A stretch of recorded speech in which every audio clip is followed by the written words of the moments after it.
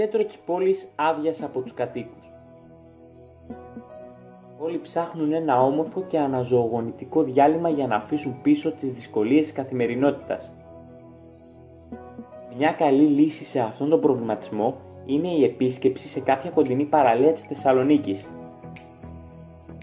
Βρισκόμαστε ήδη στην παραλία της Περαίας και τον πρώτο άνθρωπο που αντικρίζουμε ψηλά σε έναν πύργο είναι ο ναυαγοσώστης.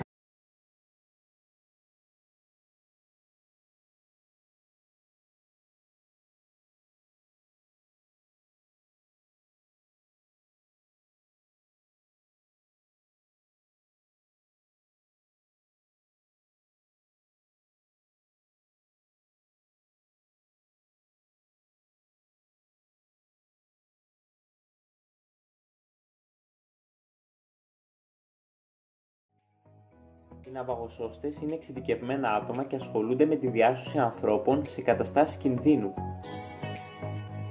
Το επάγγελμα αυτό απαιτεί μια εξειδικευμένη εκπαίδευση σε θέματα ασφαλείας στο νερό, όπως και στις πρώτες βοήθειες.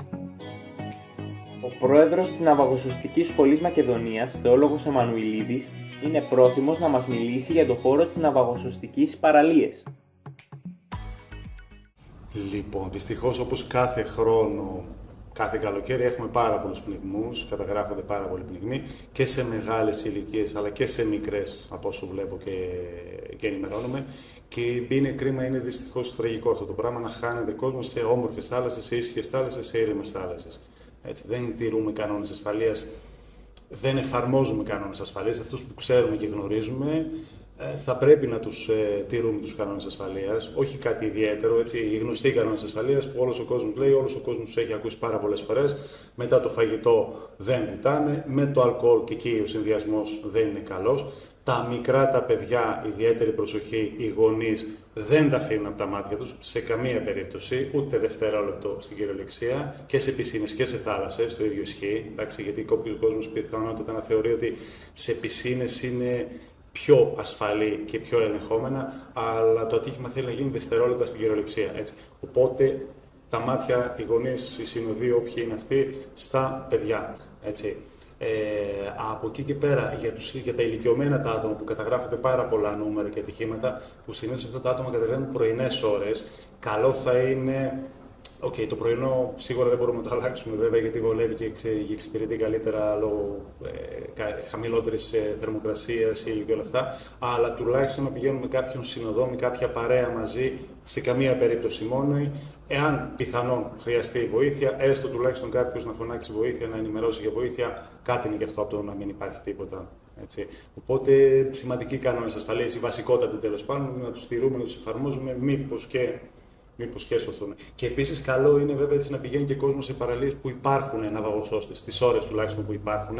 Οι ναυαγοσώστες βάσει νομοθεσίας καλύπτουν το ωράριο 10 με 6, 10 το πρωί με 6 το απόγευμα.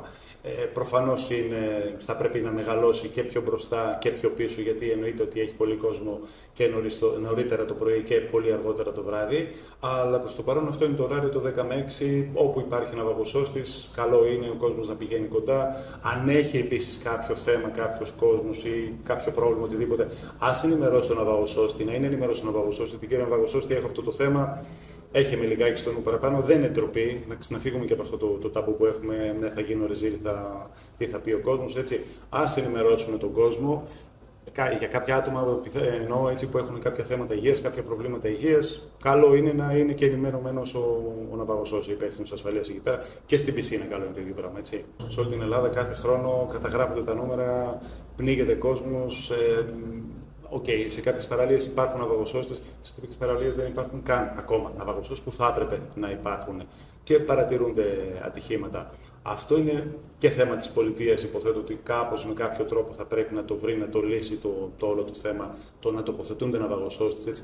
Και θα πρέπει να ξεκαθαρίσουν και οι φορείς, εγώ υποθέτω, έτσι, ότι οι ναυαγοσώστες δεν είναι οικονομική υποχρέωση, να το πω, είναι ανάγκη. Είναι ανάγκη, είναι τεράστια ανάγκη για τη χώρα μας. Λέμε, ο βαρύς τουρισμός μας είναι, η βαριά μας η βιομηχανία είναι ο τουρισμός, πουλάμε τουρισμό, πρέπει να τον πουλάμε με ασφάλεια, γιατί οι ξένοι τουρίστες που έρχονται τον ξέρουν τον ναυαγοσώστη στη χώρα τους, σε οποιαδήποτε χώρα για να είναι έτσι, βόρεια, νότια, ανατολική, δυτική, τον ξέρουν τον ναυαγοσώστη.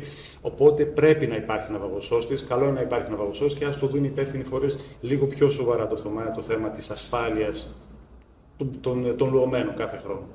Όπου υπάρχουν ναυαγοσώστες, μια εικόνα που έχω κάνει δουλειά, έτσι βοηθάνε κόσμο, επαναφέρουν σε κάποιες περιπτώσεις κόσμο. Οπότε θέλει προσοχή. Επίσης για τα ηλικιωμένα τα άτομα, επειδή ο καιρός είναι λιγάκι ζώρικος και θερμοκρασίες, θα πρέπει εννοείται να κρύβονται λιγάκι, να το πω έτσι, από τον ήλιο, τουλάχιστον τις δύσκολες τις ώρες, τις ζώρικες τις ώρες, τις μεσημεριανές. Γι' αυτό είπαμε και συνήθως κατεβαίνουν πιο νωρίς, που είναι λιγάκι σχετικά πιο χαμηλές οι θερμοκρασίες.